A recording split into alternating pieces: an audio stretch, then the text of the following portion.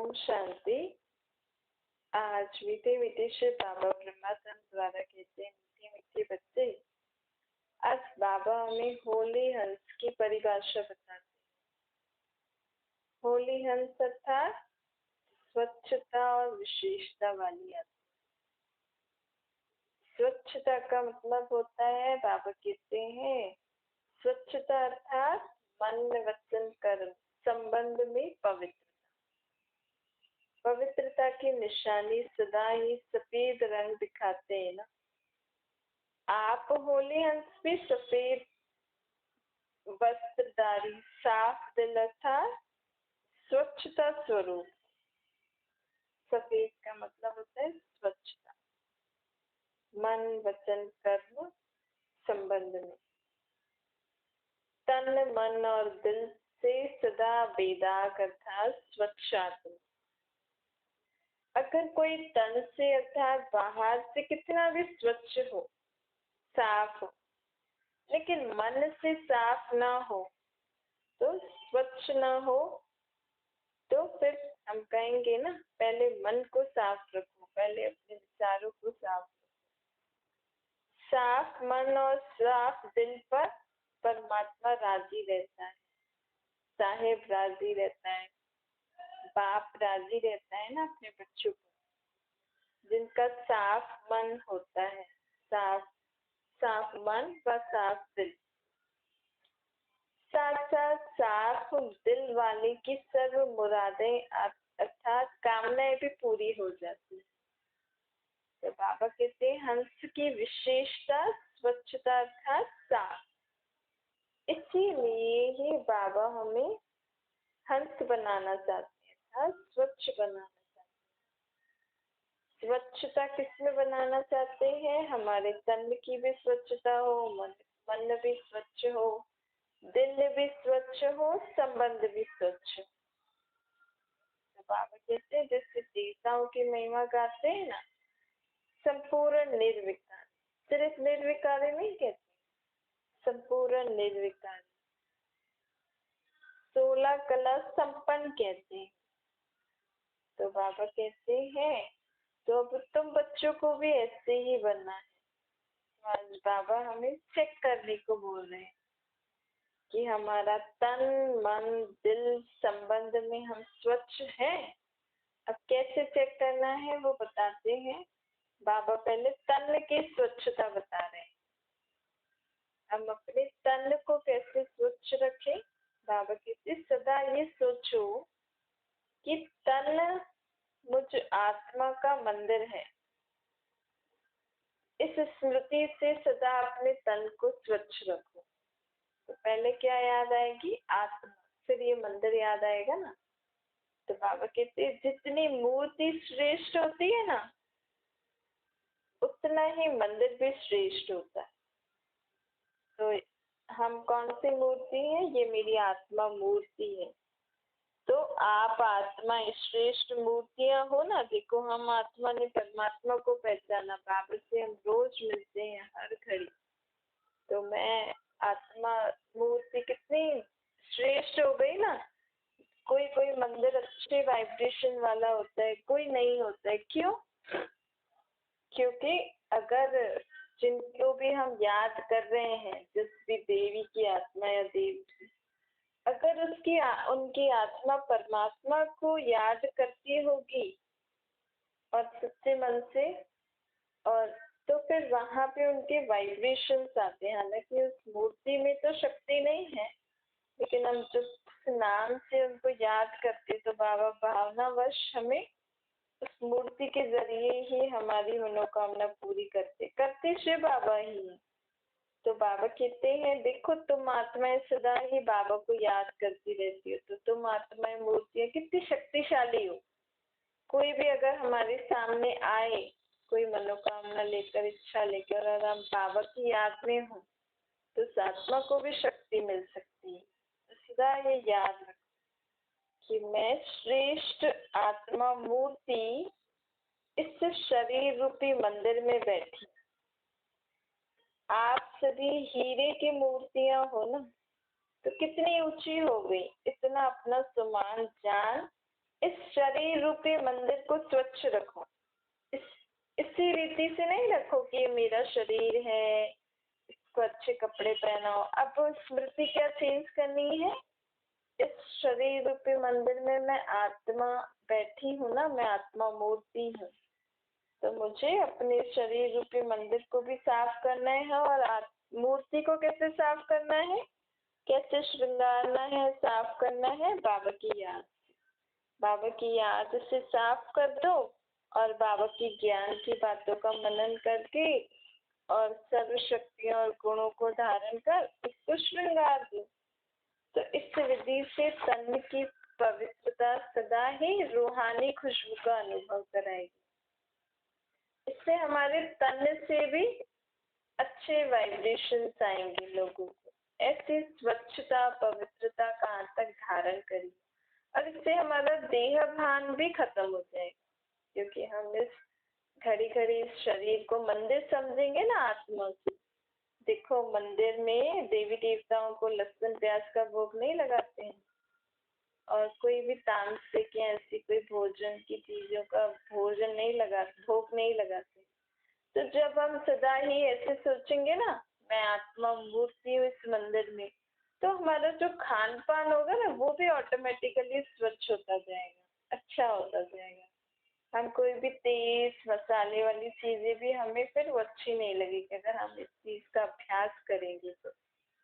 तो बाबा कहते हैं मंदिर भी, ये जो शरीर रूपी मंदिर है ये भी मेरा नहीं है, मैं मूर्ति भी मेरी मतलब मैं भी अपनी नहीं हूँ, मैं भी बाबा की मूर्ति हूँ और ये शरीर भी बाबा का ही है। मैं मंदिर या मंदिर भी बाप ने आपको संभालने और चलाने के लिए दिया है। तो हम कौन हो गए, इस मंदिर के ट्रस्टी। अपना तो तन मन धन सब हमने दे ही दिया ना बाबा को। तो जब ट्रस्टीपन आ जाएगा तो हम आप ही नष्ट मोहा हो जाएंगे। जहाँ पर मोह नहीं होता है वह स्वच्छता और पवित्रता आ जाती। देखो हम आत्मा भी बाबा की है, मतलब हमारे मन में भी कोई व्यर्थ संकल्प नहीं आने चाहिए, हमारी बुद्धि भी कोई गलत निर्णय नहीं करनी चाहिए, हमारा संस्कार भी हमारे ऊंचे होने चाहिए। और इस शरीर रूपी मंदिर को भी हमें उसी रीति रखना है जैसे बाबा ने कहा। तो हम जब सब कुछ बाबा का समझ के इसको ध्यान रखेंगे तो हम ऑटोमेटिकली नष्ट मोह हो जाएंगे और हम इसकी अच्छी संभाल करेंगे। देखो अगर हम बाबा का मन समझेंगे तो ऑटोमेटिकली हम ध्यान आएगा ना, हम उल्टी सीधी बातें नहीं सोचेंगे। हम बाबा का ये शरीर रूपी मंदिर समझेंगे कि ये बाबा का मंदिर दिया हुआ है, तो ऑटोमेटिकली इसको हम कोई भी ऐसी चीज नहीं खिलाएंगे, इसके शरीर में नहीं जाने देंगे जो बाबा ने हमें मना। फिर हमें ऑटोमेटिकली वो कार्य करने में शक्ति भी मिल जाती है और सहयोग भी मिलता है। तो बाबा कहते हैं मोह से स्वच्छता नहीं होती, जहाँ मोह होता है ना वहाँ स्वच्छता नहीं।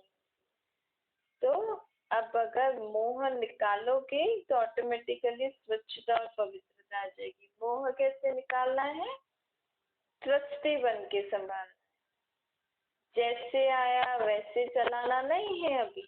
अभी तन को भी स्वच्छ और पवित्र रखो। अब दूसरी स्वच्छता हमें क्या किसकी रखनी है, होली हंस बनने के लिए मन की स्वच्छता। मन की स्वच्छता व पवित्रता बाबा कहते सारे दिन में किसी भी प्रकार का अशुद्ध संकल्प मन में चलता है तो संपूर्ण स्वच्छता नहीं। हमारे मन में अगर कोई भी अशुद्ध व्यर्थ नेगेटिव संकल्प चलता है तो संपूर्ण स्वच्छता नहीं। मन के प्रति बाबा ने हमें डायरेक्शन दिया है, मन को मेरे में लगाओ, अर्थात मन को मेरे में लगाओ, अर्थात मन में वो ही बातें सोचो जो बाबा कभी जो ज्ञान की बातें सुनाते हैं। कभी मन बाबा का गीत गाए, बाबा जो हमें शक्तियां गुण देते हैं वो हम स्मृति में रखें। ऐसे किसी न किसी रीति से मन में बाबा के विचार चलने चाहिए, बाबा के साथ में कार्य कर रही हूँ तो मन को बाबा में लगाओ, ये बाबा का डायरेक्शन है ना।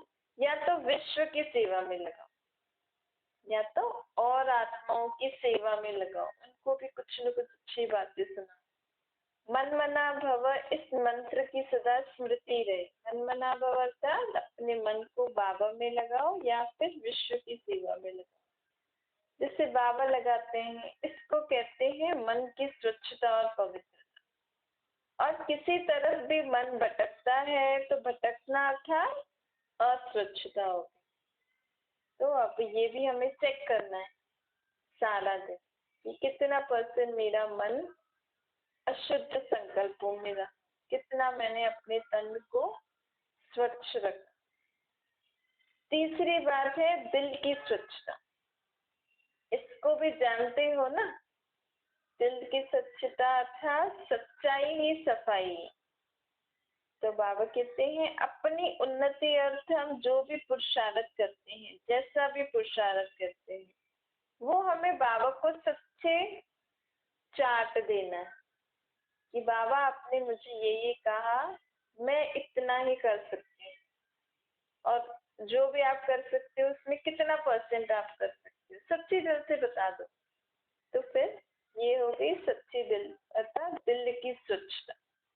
दूसरा है सेवा करते सच्ची दिल से। हम कहाँ तक सेवा करते हैं अर्थात कार्य करते हैं, जो भी हम कार्य करते हैं, अगर कोई भी स्वार्थ से आप कार्य करते हो ना, तो वो फिर सेवा में स्वच्छता नहीं हुई ना, सच्ची सेवा नहीं कहलाएगी। तो दिल की स्वच्छता अर्थात कि हम कोई भी कार्य करें उसको सच्चे दिल से करें, साफ तरीके से करें, सच्चाई सफाई से करें, इसमें कोई स्वार्थ नहीं हो, कोई ऐसे जो हम कहते हैं ना, हम करना नहीं चाहते लेकिन हमें करना पड़ रहा है, बोझ के रीति भी हमें कोई चीज नहीं करनी।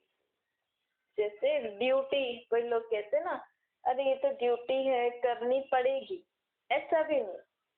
हम जो कुछ भी कर रहे हैं सदा ही हमारे अंदर निस्वार्थ भाव और अच्छी भावना से करना चाहिए। इसको कहते हैं दिल की स्वच्छता। जितना हम हर कार्य अच्छे से करेंगे तो हम ऑटोमेटिकली दूसरों को भी, हमारा जब दिल उन बातें बताएगा उनको, तो उसमें स्वच्छता होगी ना।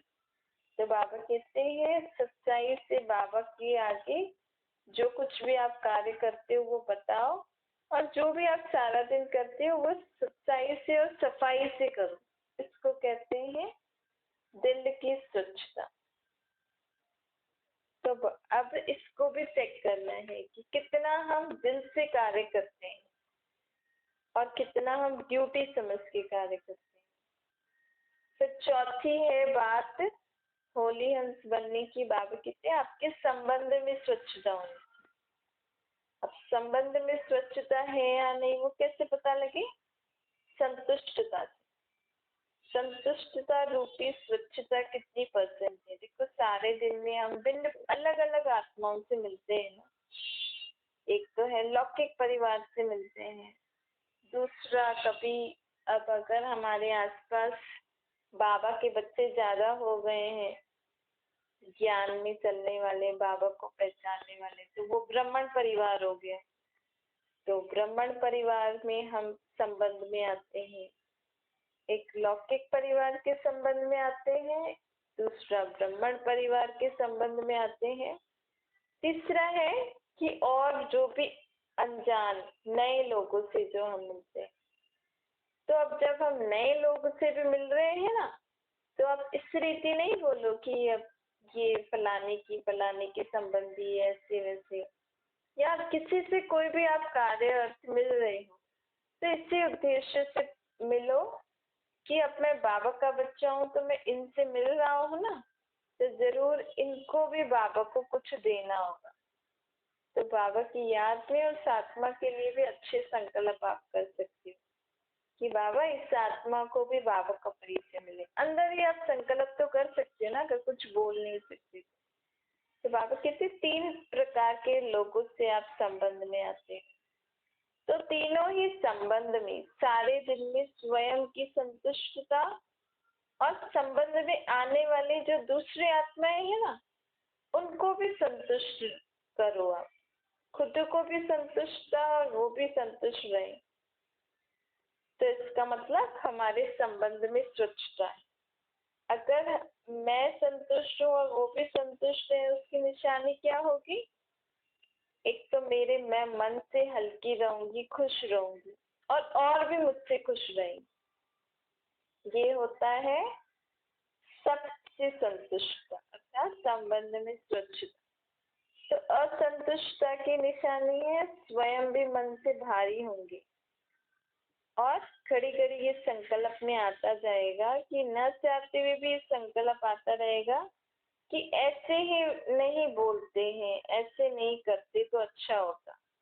कई बार ऐसे होता है, हम कार्य कर लेते हैं, फिर हमारे मन में आते हैं अरे यार ऐसे नहीं करते, ऐसे नहीं बोलते तो अच्छा होता। तो अगर ये शब्द भी आ रहा है, मतलब हमारे संबंध में अस्वच्छता है। यह बोलते थे, यह करते थे, यह आता रहेगा। तो बाबा कहते हैं तो ये बोझ हो गया ना, फिर हमें बोझ हो जाएगा कि अरे यार मैंने ऐसे क्यों बोला। तो फिर इसके कारण क्या होगा? खुशी गायब हो जाएगी और वो हमें हल्का नहीं रहने देगी। इसीलिए बाबा कहते हैं हमेशा ये भी हमें ध्यान रखना चाहिए कि जिससे हम जो संबंध निभा रहे हैं उसमें मैं भी संतुष्ट रहूं और भी मुझसे संतुष्ट रहे। यही संबंध की सच्चाई सफाई। इसीलिए कहते हैं ना, सच तो मिठो नच, अर्थात सच्चा सदा खुशी में नाचता रहेगा। तो हमें सत्यता की स्वच्छता नहीं है तो फिर कहाँ न कहाँ फिर हम थोड़ा परसेंटेज में हमारी खुशी गायब हो जाती। तो हमें ये चारों प्रकार की स्वच्छता रखनी, तभी हम संपन्न और संपूर्ण बन सकते हैं। बाबा आज हमें बोल रहे हैं कि बच्चे संपन्न और संपूर्ण बनना है तो हमें हर प्रकार की स्वच्छता पे अपने अंदर ध्यान देना पड़ेगा। दूसरा आज बाबा हमें कहते हैं कि देखो, दुनिया में जब लोग एक दूसरे से मिलते हैं ना, तो क्या पूछते हैं? खुश राजी हो? तो बाबा कहते हैं अब तुम मेरे बच्चे बने हो ना, तो अब हमें क्या पूछना चाहिए? अब किसी से खुश खैराफत नहीं पूछो, उनको बाबा का परिचय दो कि हमें तो पता ही है लोग इस दुनिया में खुश हैं नहीं है ना, किसी न किसी प्रकार का कोई ना कोई दुख होए जी। आप किसी से ऐसे पूछोगे कि खुश खैराफत हो, सब कुछ ठीक है, तो कुछ ना कुछ बोलते ही रहेंगे। इससे अच्छा तो आप उसको ये खुशी की बात बता दो, तो वो आप पे ही खुश हो जाएंगे कि अरे वाह, मुझे आत्मा का बाप परमात्मा है, मैं आत्मा, मेरा ये शरीर और मुझे आत्मा का बाप परमात्मा है। तो बाबा हमें कितनी ऊंची समझ की बातें बता रहे हैं जिससे हम स्वर्ग का मालिक बन सकते हैं। और इस स्वर्ग में जाने का ये पहला चैप्टर में, और मेरा बाप परमात्मा और मैं आत्मा। तो ये हमें ये खुशखबरी सबको सुना के यही खुश खैराफत सुनाओ, रूहानी खुशी का अनुभव करो। गाते भी है ना, खुशी जैसी खुराक में बाप से मिलने की भी कितनी खुशी रहनी चाहिए ना, और इसी समय हमें बाबा मिलते हैं। तो यही संगम पर ही हम बच्चों को 21 जन्मों के लिए सदा खुशी में रहने की यही खुराक मिलती है। कौन सी? बाबा की पहचान मिलती। फिर कोई को किसी बात की चिंता नहीं रहती है। देखो, अगर आप पहले कितने टेंशन और कितने उसमें रहते, लेकिन जब से हम ज्ञान में आते हैं, अगर थोड़ा सा भी बाबा को भी याद करने लग जाते, चलो कोई श्रीमत को पालन नहीं कर रहे, लेकिन बाबा भी शब्द मुख से बोलते हैं, ज्ञान भी सुनते रहते ना, तो मन हल्का हो जाता है, चिंताएं कम हो जाती है। क्यों? क्योंकि बोझ लेने वाला बाबा आ गया ना। उनको आपने बाबा तो कहा, बल पूरा रीति जाना नहीं, लेकिन बाबा तो कहा, तो काफी हमारी चिंताएं, बोझ खत्म हो जाते हैं। तो इसीलिए हमें भी किसी न किसी रीति से औरों को ये खुश खैराफत अर्थात बाबा का परिचय देना चाहिए। उनसे पूछो नहीं कि आप खुश हो, राजी हो, सब कुछ ठीक चल रहा है, नहीं, बाबा की बातें सुनाते रहो, तो आप ही कुछ नहीं भी ठीक चल रहा होगा तो भी ठीक हो जाएगा। क्योंकि बाप की याद आ गई ना, बाबा शब्द तो वो बोलेंगे भी, तो बाबा शब्द में तो सब कुछ समाया हुआ है। एक बाबा शब्द मुख से निकले तो भी खुशी आ जाती। अभी कितनी चिंताएं हैं ना, इसीलिए उसका असर शरीर पर भी पड़ता है। तुमको तो अब तुम बच्चों को तो कोई प्रकार की चिंता नहीं है ना, तो ये खुशी की खुराक भी एक दूसरे को खिलाते रहो, एक दो की यही जबरदस्त खातरी करते रहो। ऐसी खातरी तो मनुष्य मनुष्य की अभी कर नहीं सकते ना। अब हम बच्चों को बाप की श्रीमत पर चल, यही सबकी खातरी करनी है। बाबा कहते हैं ये ज्ञान और योग की फर्स्ट क्लास वंडरफुल खुराक है। ये खुराक एक ही बार हमें बाबा आकर देते हैं, हमें भी ये खुराक खाते रहना है और दूसरों को भी खिलाते हैं। बाबा कहते हैं बच्चे कभी भी देह अभिमान में आने के कारण ना एक दूसरे की खामियां नहीं निकालना। जब भी अगर हम एक दूसरे की खामियां निकाल रहे हैं, तू ऐसा करता है, तू ऐसा करता है, फलाना ऐसा करता है, फलाना ऐसे करती है, तो इसका मतलब हम अभी कौन सी स्थिति पे हैं? देह अभिमान के वश।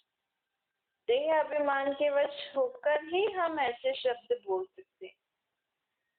अगर हम देही अभिमानी होंगे ना, अगर हम आत्म अभिमानी स्थिति में स्थित होंगे, तो शिव भगवान वात्य बाबा कहते हैं आत्मा किसी की खामियां नहीं निकाल।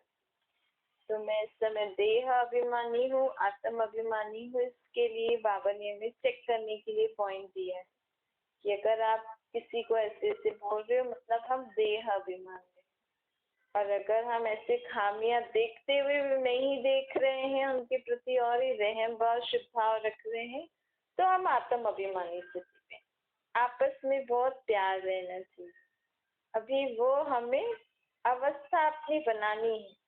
बाबा कहते तुम पहले कितने मीठे थे ना, अब हमें वैसा मीठा बनना है। देह अभिमान के कारण हम दुखदायी बन जाते हैं और उससे क्या हो जाता है, हमारी खुशी भी गायब हो जाती है।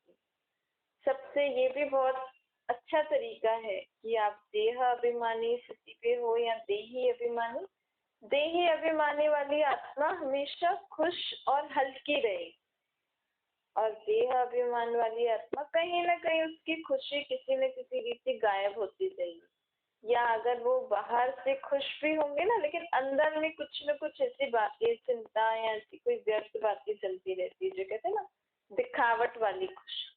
लेकिन देही अभिमानी स्थिति वाली आत्मा सदा ही शांत, खुश और तृप्त रहती है। भले कोई उसके साथ कितना भी कुछ करे, लेकिन वो आत्मिक स्थिति में स्थित होने के कारण परमात्मा से जो उसको प्राप्ति हो रही है ना, तो लोग सोच रहे हैं हमने इसके साथ ये कर दिया, वो कर दिया, इसका कितना नुकसान कर दिया, लेकिन वो जो आत्मा स्थिति में स्थित रहती है और बाबा की याद में रहती है, उसको अंदर ही अंदर बहुत प्राप्तियां होती रहती है। उसको बाहर की प्राप्तियों में इतना नहीं रहता, वो अंदर ही बहुत प्राप्ति सुखदायी स्थिति में होती है और सदा खुश रहती है। तो देह अभिमानी अर्थात दुखदायी और खुशी उनकी गायब होती जाएगी। तो बाबा कहते हैं समय तो बहुत थोड़ा है, इसलिए अभी बाप को याद करते रहो और अपने अंदर जो भी खामियां है ना वो निकालते रहो और किसी के मतभेद में नहीं आओ। सदा ये स्मृति में रखो।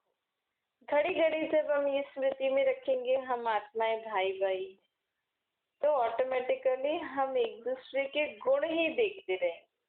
अब अवगुणों को छोड़ गुणों को धारण करना है, कभी भी किसी की ग्लानि नहीं करनी। कोई कोई में ऐसी खामियां हैं, बाबा कहते कोई कोई आत्मा में ऐसी ऐसी खामियां होती हैं जो खुद भी नहीं समझ सकते। वो अपने आप को बहुत अच्छा समझते हैं कि हम तो बहुत अच्छे हैं, परंतु खामी होने के कारण कहाँ न कहाँ कुछ उल्टा बोल निकल जाता है।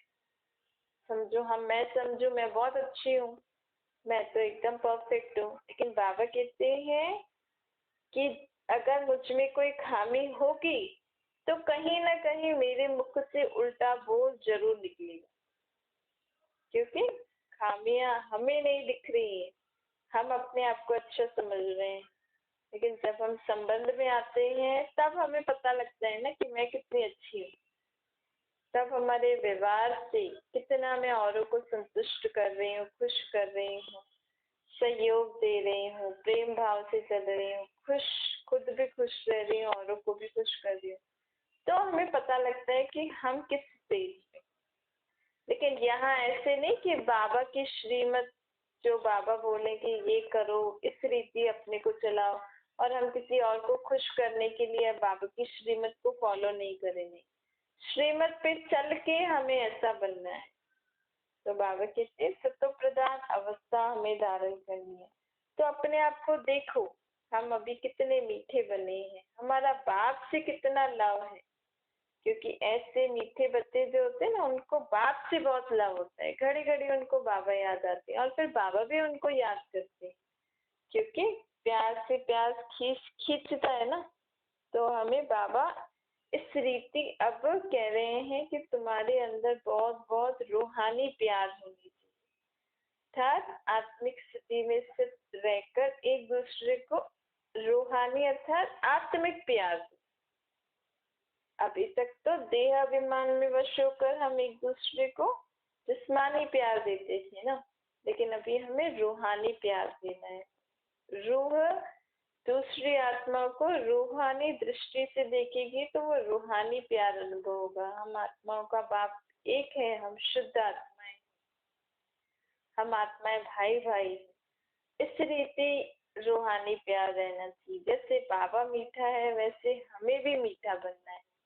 मोस्ट बिलीवेड बाप के साथ हमारा बहुत प्यार होना चाहिए। देखो बाबा ऊपर से हम बच्चों की निष्काम सेवा करने आए, ऐसी कोई सेवा करेगा? आजकल माँ बाप भी सेवा करते हैं, तो ये रहता है ना भाई हम बच्चों की सेवा करेंगे, पालना करेंगे, तो फिर हमारे बुढ़ापे में ये हमारी मदद करेंगे, हमारे लिए ये करेंगे। माँ बाप को भी कामना रहती है कि ये ऐसा करेगा, या फिर मैं, ये मेरा बच्चा है, ये मेरा कहना मानेगा, जो मैं इसको कहूंगा या कहूंगी ये करेगा।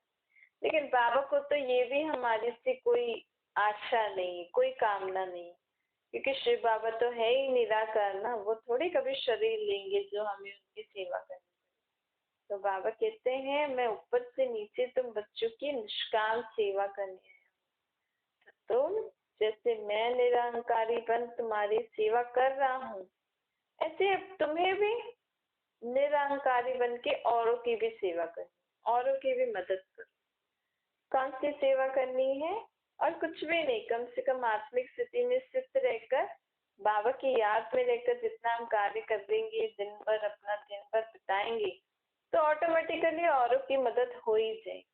हमें औरों की सेवा इसी रीति करनी है कि हमें बाबा को याद करना है, तो बाबा की याद की शक्ति से उनकी ऑटोमेटिकली मदद हो जाए। और अगर हम बाबा की याद में रह के कर्म करेंगे तो ऑटोमेटिकली हमारे आसरी स्वभाव संस्कार आप ही खत्म हो जाएंगे, क्योंकि हम बाबा के साथ होंगे तो बाबा तो हमें ये अलाउ करने नहीं देंगे विकार या आसरी स्वभाव संस्कार। तो अभी हमें भी ऐसे, और तुम जो ये सेवा करोगे, मुझे याद करोगे, इसके लिए तुम्हें फिर सत्य में फल प्राप्ति होगी ना। तो बाबा कहते हैं तुम बस मुझे याद करते रहो, यही तुम्हारा पहला और आखिरी फर्ज है। कौन सा? बाबा की याद में रहना। अच्छा मीठी मीठी सिकिलती बच्चों प्रति माता पिता बाप दादा का याद प्यार और गुड मॉर्निंग रूहानी बाप की हम सभी रूहानी बच्चों को नमस्ते। हमारी भी रूहानी माता पिता बाप दादा को याद प्यार, गुड मॉर्निंग और नमस्ते। वरदान है मैंपन का त्याग कर सेवा में सदा खोए रहने वाले त्याग मूर्त सेवाधारी। सेवाधारी सेवा में सफलता की अनुभूति तभी कर सकता है जब मैंपन का त्याग हो। तो मैं सेवा कर रही हूँ, मैंने सेवा की, इस सेवा भाव का हमें त्याग करना है। मैंने नहीं की, मैं करनहार हूँ, करावनहार बाप है। मैंपन बाबा के लव में लीन हो जाए, इसको कहा जाता है सेवा में सदा खोए रहने वाले त्याग मूर्त सच्चे सेवादारी। हमारा जो मैंपन है ना, वो किस में लीन होना चाहिए? बाबा के लव में लीन होना चाहिए, मतलब खत्म हो जाना चाहिए। लोग तो कहते हैं फलाने की आत्मा परमात्मा में लीन होगी, बाबा कहते हैं आत्मा को लीन नहीं होना है। किसको लीन करना है? बाबा के प्यार में, अपने मैंपन को। मैं कुछ नहीं करती हूँ, सब बाबा ही मुझसे कराते हैं। मैं करनार हूँ, उनके डायरेक्शन पे करती रहती हूँ। कराने वाला करा रहा है, मैं निमित्त हूँ। सेवा में मैंपन मिक्स होना अर्थात मोहताज बनना। देखो हम मैं करते हैं तो ऑटोमेटिकली कुछ गलती भी हुई तो किसके ऊपर बोझ आया? मेरे ऊपर आया ना। और मुझे सेवा करनी है तो मुझे सब कुछ अरेंज करना पड़ेगा, तो कहीं ना कहीं किसी न किसी पे डिपेंड तो होना ही पड़ेगा। इससे अच्छा बाबा आज आपको ये कार्य कराना है मुझसे, अब आप देखो कैसे कराना है मुझे। बस बाबा को ये संकल्प दे दो और फिर कर्म शीघ्र। मुझे नहीं करना है, मैं नहीं कर रही हूँ, बाबा को मैंने बोल दिया। मुझे किसी ने बोला था तुम्हें ये करना है, मैंने बाबा को बोल दिया आज आपको ये मुझसे कराना है, फिर बाबा आप ही आपसे कराएंगे। फिर इससे हमारा मैपन खत्म हो जाएगा और हमें किसी के ऊपर मोहताज भी नहीं करना पड़ेगा। सच्चे सेवादारी में यह संस्कार हो नहीं सकते कि वो मैं बोले, सदा ही वो बाबा बाबा बाबा बोले। स्लोगन है व्यर्थ को समाप्त कर दो तो सेवा की ऑफर सामने से आएगी। हम किसी से भी कोई बोलते हैं ना कि कुछ कार्य हो तो फिर हमें बताना, तो बाबा कहते हैं कई कई आत्माओं के ऐसे संस्कार होते हैं ना, व्यर्थ में ज्यादा जाते हैं। ये ऐसे, ये वैसे, ये क्यों, इसको ऐसे करना चाहिए, ये सारे व्यर्थ को हम समाप्त कर देंगे ना, अपने नेचर को एकदम इजी और लाइट और एडजस्ट वाला बना देंगे, तो ऑटोमेटिकली कहीं भी कोई कार्य होगा तो आपके संबंधी आपको जरूर याद करेंगे कि नहीं ये बहुत अच्छे से जो हम कहते हैं वैसे करते रहते हैं, अच्छे से समझदारी से कार्य करते हैं। तो बाबा कहते हैं व्यर्थ को समाप्त कर दो तो सेवा के ऑफर सामने से आएंगे।